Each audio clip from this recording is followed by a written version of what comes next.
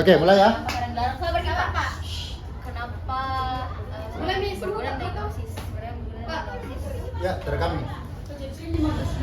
Oke, assalamualaikum warahmatullahi wabarakatuh. Selamat datang dan selamat mendengarkan podcast OSIS SMP Negeri 30 Makassar. Mana suaranya? Hari ini kita akan bahas tentang pandangan. Wow, apa itu jatuh? Pelan-pelan sih. Kita akan bahas tentang pandangan pengurus dan yang bukan pengurus terhadap OSIS, organisasi siswa intrasekolah. Nah, sebelum itu perkenalkan dulu dong dirinya siapa? Baik, sebelumnya perkenalkan, namaku sendiri Mutia Alkanza Putra Thomas Nadi. Saya dari kelas 85 Pak, selaku pengurus OSIS. Tia ya? Iya, biasa dipanggil Tia. Oke. Assalamualaikum warahmatullahi wabarakatuh. Perkenalkan, nama saya Nadine Fana, bisa dipanggil Diva dari kelas 76. Oke, jadi kita ngobrol santai aja ya, kalian nggak usah terlalu formal. Oke, kalian kan SD pernah kan? Di SD kan nggak ada OSIS nih. Nah, menurut kalian waktu kalian masuk di SMP, langsung mengenal OSIS di masa pengenalan lingkungan sekolah, kira-kira apa pandangan kalian tentang OSIS waktu kalian pertama kali masuk? Sampai dulu ya. Kita coba. Kalau dari saya sendiri Pak, first impressionku itu waktu lihat OSIS waktu pertama kali masuk sekolah, itu menurutku cukup keren ya Pak, karena kalau dari SD memang saya sudah kayak kira-kira masuk OSIS nggak ya waktu SMP, tapi ternyata waktu masuk OSIS itu ternyata lebih hebat lagi Pak. Ternyata OSIS itu kerjanya lebih, ternyata bisa dibilang ini OSIS itu spesial Pak dari sisi lain, dan juga program-program yang mereka laksanakan itu juga cukup berguna Pak, dan juga cukup bagus. Apa yang membuat anak OSIS spesial dan yang bukan anak OSIS spesial? Nah, karena di OSIS spesial ini Pak, ada 3 tahap kaderisasi. Kalau untuk jadi pengurus OSIS ada bina akhlak, pengkaderan, dan LDK. Dan itu juga Pak, dari situ kita dapat nih materi-materi yang sangat-sangat beragam Pak.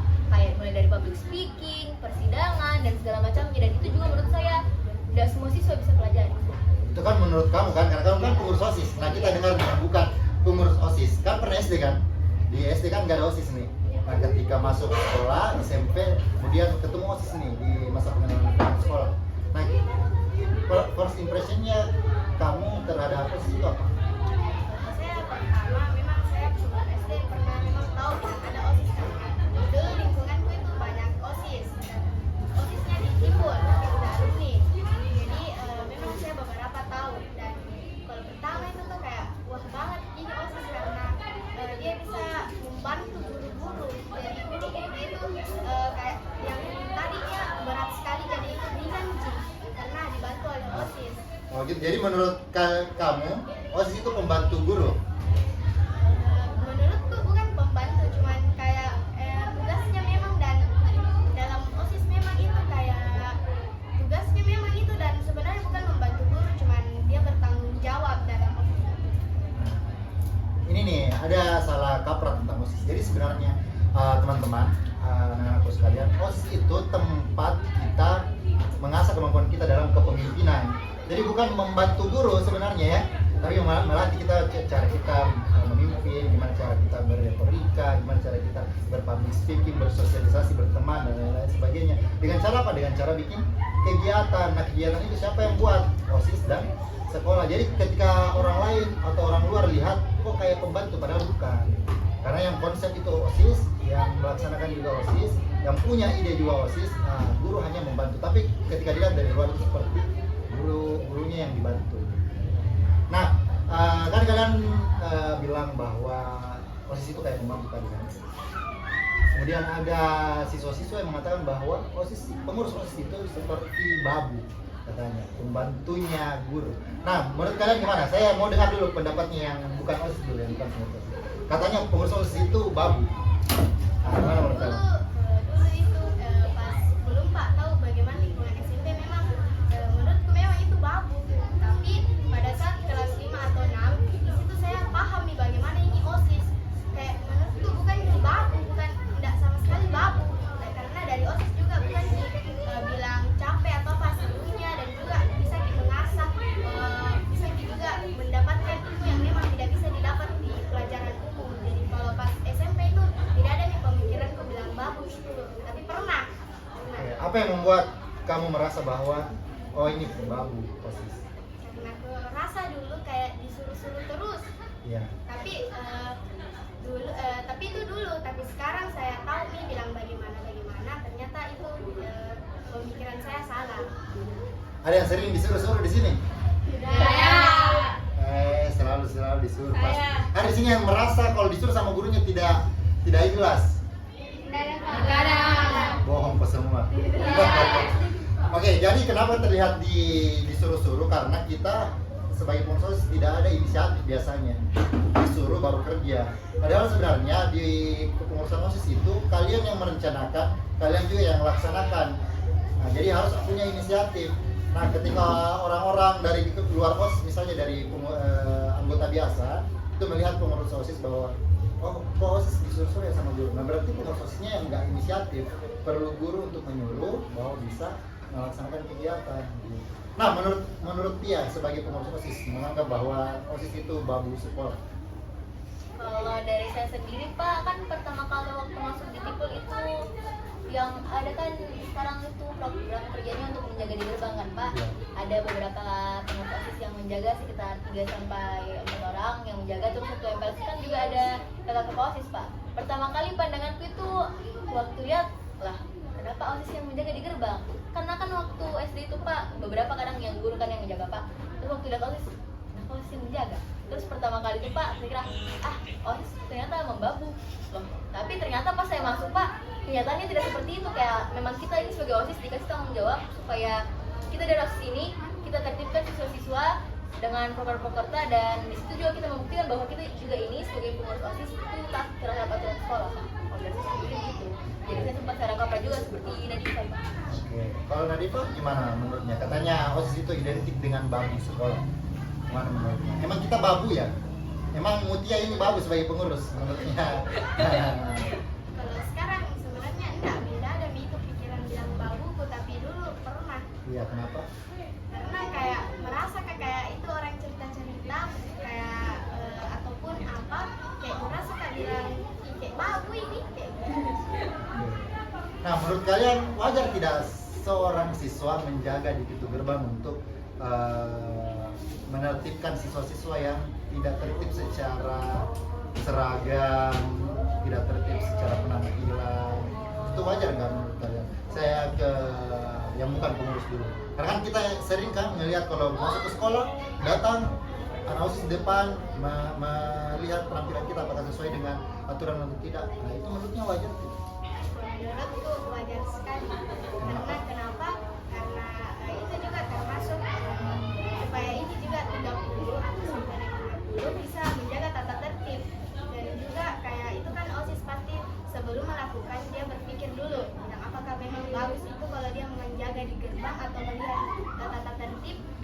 Jadi menurutku bagus sekali tuh, karena banyak juga anak murid terutama teman-temanku yang takut. Jadi bukan cuma takut, jadi dia mau berubah yang sifatnya dulu melanggar terus dan terus ada di situ pernah disita barangnya, lalu dia takut. Jadi itu menurutku bisa mengubah. Tapi memang ada juga beberapa siswa yang saya lihat yang memang tidak bisa diubah.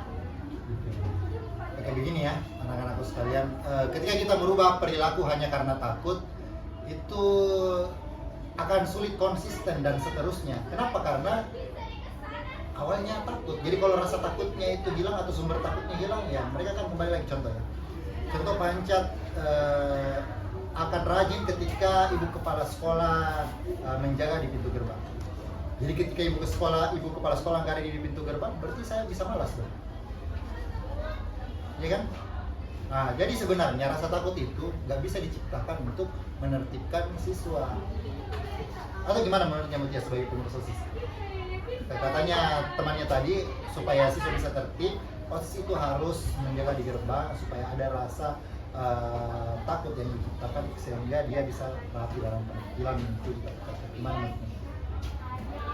Kalau dari saya sendiri nggak tahu ya Pak, tapi kan kita itu menjaga di gerbang juga karena ada gunanya kan Pak, karena memang kita tanggung jawab di situ. Kita ini menertibkan siswa yang memang tidak ketat dalam berpakaian.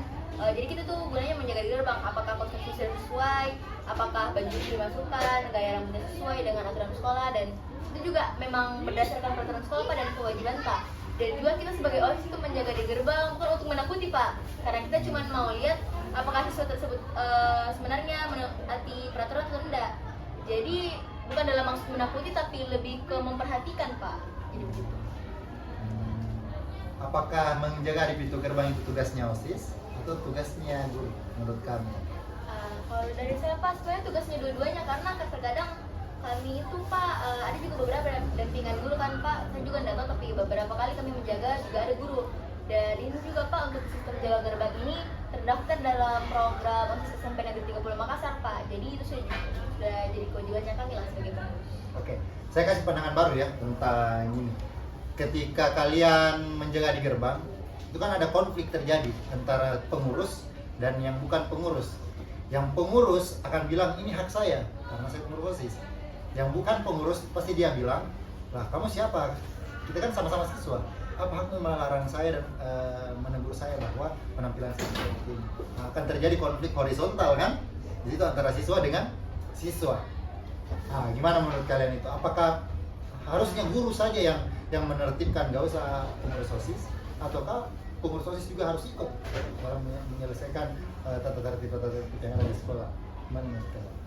Saya coba dulu ke yang bukan pengurus, karena kan dalam hati, pasti dalam hati akan merasa ketika kita ditegur sesama siswa, apalagi sesama angkatan kita, jangan ribut di atas. Oke, kita lanjut ya.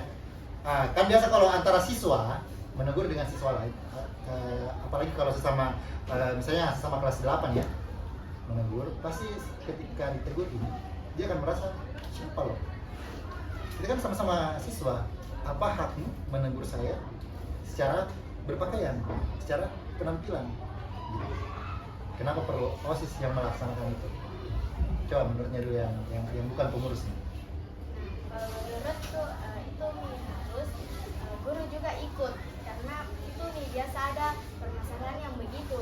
Nah kalau permasalahan begitu menurutku memang biasa terjadi karena menurutnya sama-sama jadi masa saling harusnya kan saling tutupi. Tapi sebenarnya OSIS itu mau melihat yang baik. Cuman memang ada yang bertanggapan kayak berhak sekali.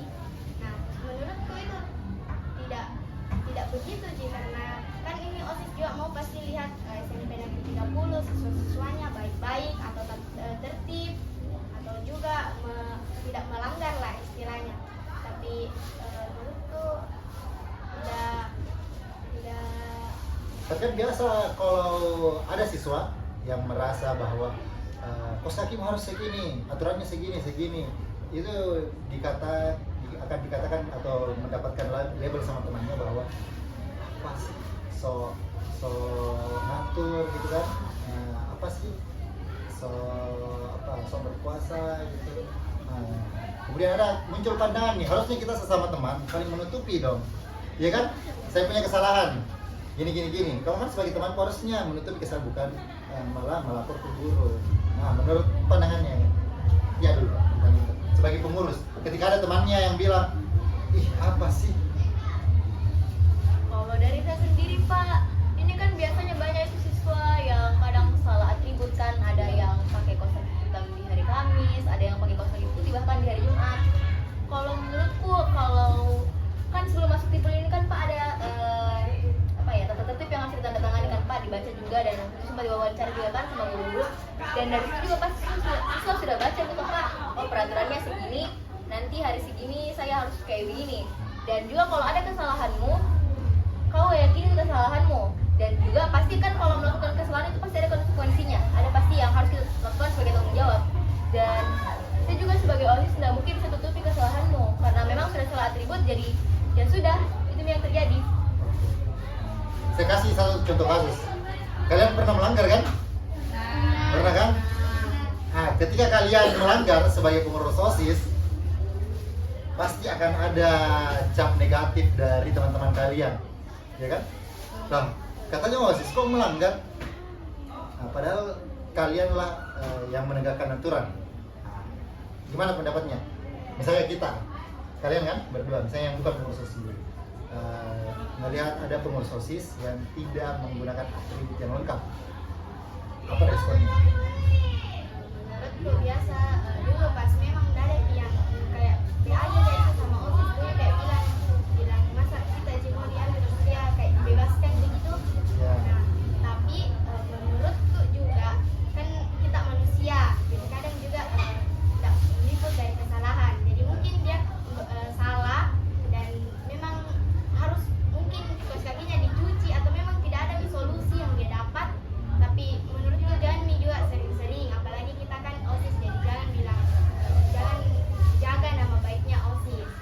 Saya takutnya ada pilih kasih. Kalau pengurus OSIS yang melanggar, oke, it's okay, karena manusia takut, wajar salah. Tapi kalau yang bukan pengurus OSIS salah, hei kos kaki mau ganti, bagaimana pendapatnya sebagai pengurus OSIS yang seperti itu? Kalau dari saya sendiri Pak kan nggak tahu juga ya Pak, karena mungkin ada juga beberapa pengurus OSIS yang melanggar. Ya. Kalau dari saya menurutku itu sebenarnya antara wajar nggak wajar ya Pak. Mungkin wajar karena dia lupa, tapi nggak wajar juga karena dia sebagai OSIS ini kan panutan sekolah atau Pak. Ya. Dia sebagai role modelnya sekolah, sebagai role model SMP Negeri 30 Makassar. Kita juga itu sebagai siswa, sebagai OSIS ini kita juga harus jadi panutan. Bagaimana cara berpakaian itu pasti dituin juga sama siswa-siswa, karena bagaimana kita role model, kembali lagi kita role modelnya SMP Negeri 30 Makassar.